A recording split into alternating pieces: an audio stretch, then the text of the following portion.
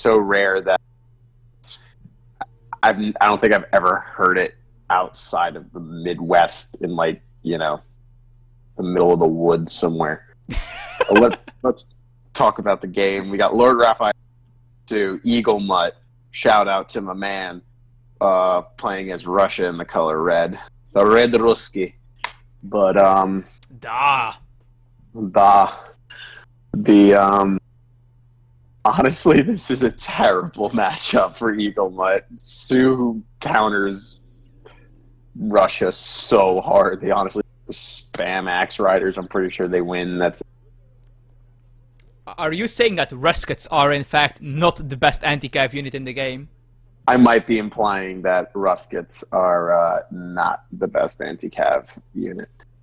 But, hear me out here. What if, as Russia, you ship advanced mill into 700 wood, 600 wood to make mills, walls, and blockhouses, go semi-FF, and go for cav archers? I don't even know where to begin with that. Why not just send advanced buildings and just build layers of walls for less of the cost? I tried that, but then I ran out of food. Well, I mean, I don't even know where to begin with that. Just send team cheap block houses or whatever, and just or advanced actually, if you ship improved buildings and advanced mills actually get an insane amount of HP. Because for whatever reason, HP is one of the things advanced mills. You can walk on the grassy pasture. Let's actually talk about the game. We have 60 food over here getting picked up by the Sioux player. Where's that other explorer? Where is he? Oh, there he is. He's waddling over to the Sioux area. Yeah, while the Sioux explorer is literally on the other side of the map, you know, in half a second. Doesn't matter. I mean, pretty much teleport across the map in less than a second. Yeah, I mean, this guy basically has blink, right? That's what it comes down to. He glides. He's a superhero. What's this explorer's name? Has he got a good one?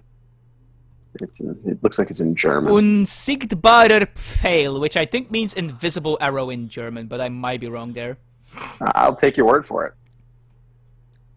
Like in Dutch, it's onzichtbaar, and this kind of looks like that. And Pfeil, arrow. My Sioux explorer is named Runs with Stick. Meanwhile, EAGLEMUT is actually kind of cheating. He is literally helping his army IRL, which I don't think is allowed. But he's going to have his treasure stolen here.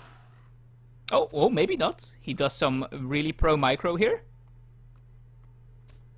Yeah, let's see. And he's got it. I think he did. Yeah, nope, never mind. LordRaphael's got it. Like, JK. You're not going to out this is going to be rough. Oh, EAGLEMUT just waits to die here, to be honest. He doesn't even have advanced mill in his deck, so... GG. Just GG. It's going to age up, spam... You just got to spam Axe Riders. You don't even have to do the Bow Rider nonsense. I feel bad for EAGLEMUT. How do Cossacks handle Axe Riders, actually? Poorly. Okay. Even with Boyars and the other thing? If you live long enough to... But say if you live long enough to send those upgrades, it's a little better, but... You'll never get so even with Boyars, the Cossack can't really stand up to the Axe Rider. And then in that case, you just switch to Bow Rider. And, right. Yeah, that makes sense. You win. Adding some TPs here. Nice addition. So, like, you are EAGLEMUT. What do you do then? Resign. Okay, but that's, like, I mean, that's obviously an option, but it's not what you want to do. Oh, okay, so if I'm going to really attempt to play this and not resign and just say this is a terrible matchup for me and try to find a different matchup, I guess I'm going to try and take some form of map control with blockhouses, like try to really protect myself from the inevitable raids and just try to outmass. Be Russia. Just try and outmass the guy. But I mean, he is going for advanced TP, so... What else are you going to do as Russia as your first card? I mean, send foreign logging? Whatever it is, distributivism? Foreign logging is an H2 India card, so I highly doubt he ships that in H1. But, he yeah, foreign does. logging. Or not foreign logging, Distributivism. Yes, that is exactly what I said. I mean, this at least gives him a chance to send a lot of those Russian shipments to give him some mass to potentially fight back. He actually has to send a villager to get this third TP because he noticed Raphael was trying to steal them. And this is actually a very smart move. Play. Smart move.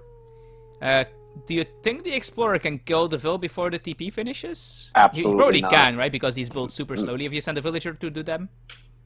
No, he would not kill at all. Really? You don't think he can kill the villager before the TP finishes? This Explorer? Yeah. No, he has 0.3. So his hand attack he does 2 attack. 2 damage per hit. 2 damage per hit. And the villager has 20.2 range resist. No, I'm counting the resist already. He does 2 damage per hit. Yeah, so we'd have to hit him 75 times. Yeah, I mean, that TP is, like... anime, doesn't matter. And also, now that it's half built, he could have just sent the villager away. He just needs the foundation, right? That's the thing that matters. Going Nat! This could be interesting. Which natives are these, actually? Oh! Apaches are pretty nasty. Yeah, and that actually gives him an option to combat the Cav. And, yeah, for sure. You know, this could be interesting. And for those that don't know, the Apache are a kind of Dragoon unit, but they have this upgrade they can get that gives them a �2 bonus against villagers. So they are like one of the best raiding units in the entire game. Look at this building. He's got like a little fortress around his 1 coin mine and a couple of hunts there. I mean, these TPs are definitely not to be underestimated. These are extremely powerful buildings. Yeah, they gathered with the gathering and off to, I believe, HP and attack. And that's the first Russian villager death? Yep, there's the one. Let's play the Russian villager death drinking game. He'll be trashed by 8 minutes. He actually has literally nothing in queue at the moment. 13 Strelets and 1 Apache cavalry. Can they do it?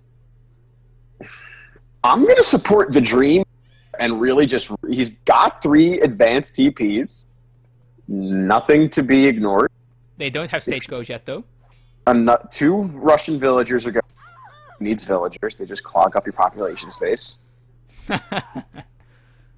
I just want to live the dream here and like just root for Apache Strellet as Russia. I mean, it is a very powerful army composition. It's just I think he needs more than 1 Apache. Yeah, but LordRaphael is at 27 vil. That doesn't matter when you have Apache cavalry. I agree. I want the dream to succeed. And he does have stagecoach now, so it's... Let's do some math. 26 versus 31.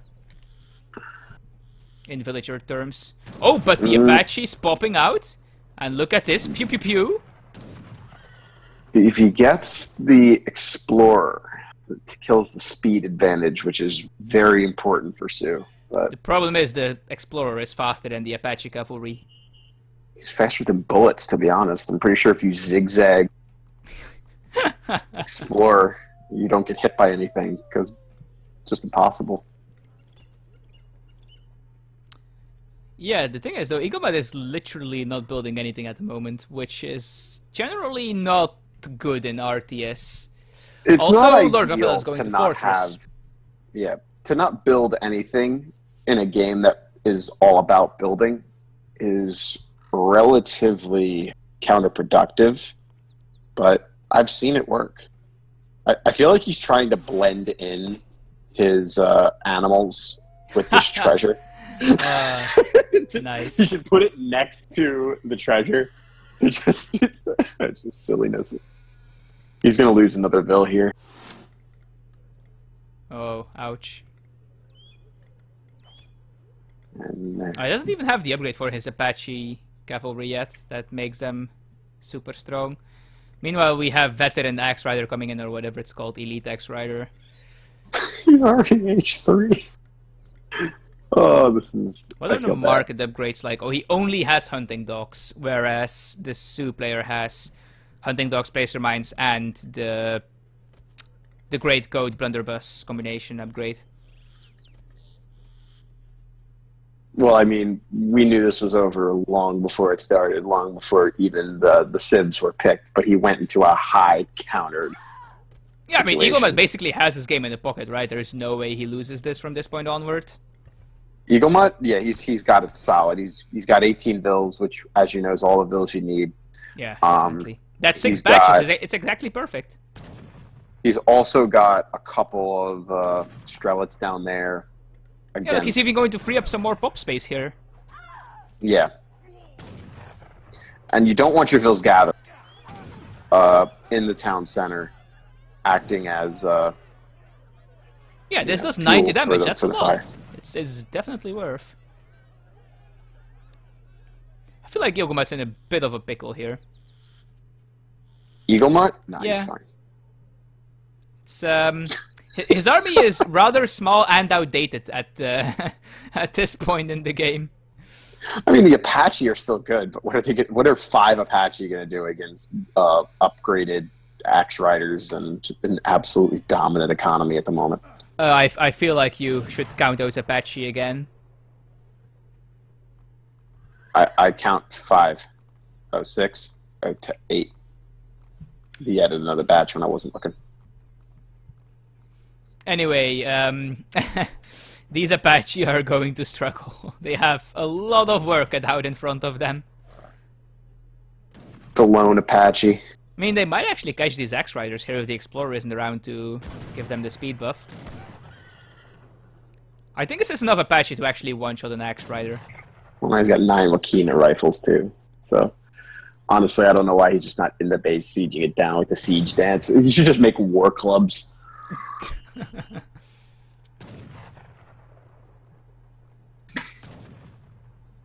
Yeah, Wakina are a pretty strong unit.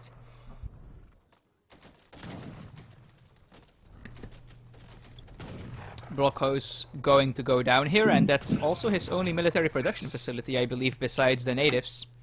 Oh, adding in the 2nd native trading post, because obviously. He's going to lose his trading post, but obviously... I highly doubt that LordRaphael actually cares about this native trading post. He's going to siege down the stagecoach ones, obviously, so that he can steal them. Oh, now, goodbye, Strelets. How do you think those Strelets are going to handle this army? Do you think they're doing well? Well, they're going to take out their axes and just, like, one-shot the Axe Riders because their axes are larger. And then they just kill the Wakinas. Apparently that's not actually what happens. Interesting. Well, no, what actually happened is they're dead, but, you know, their rotting bodies are, like, slowly sapping away the HP of the units around them since they're standing there. Yeah, if they're not careful, they might catch a disease, indeed. Actually, this is, like, a decent raid, but what does it even matter? Yeah, the problem is he doesn't have the upgrade that makes them do ×2 against Vills. Yeah. Well, I mean, I guess it makes them neutral against Vills because they have a 0.5 standard, so it just turns them to neutral. Which is still way more than any ranged unit in the game, I'm pretty sure. Besides maybe like late game Yumi archers or something. Or longbow. He's going to get a few Vills here, freeing up more space for Strelets. The problem is, I'm gonna let you in on a secret here. You actually can't lose too many villagers because then you don't have the resources to make those Strelets. You're blowing my mind. Oh, he's actually getting a counter raid with these Cossacks. The problem is, EAGLEMUT has exactly 5 military population, whereas LordRaphael has 64, which is slightly more.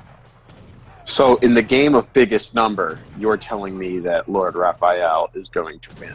Yes. Oh. Especially because he has enough Wakinas to actually just kill Cossacks. 65 to 0 military population, 33 economic units to 14. Keep in mind, these Apache actually don't take up population, so he actually has some army. Yeah. He has some army. The problem is, it turns out Apaches are really poor against Axe Rider Wakina, especially when the Axe Rider Wakina also outnumber them. Yeah.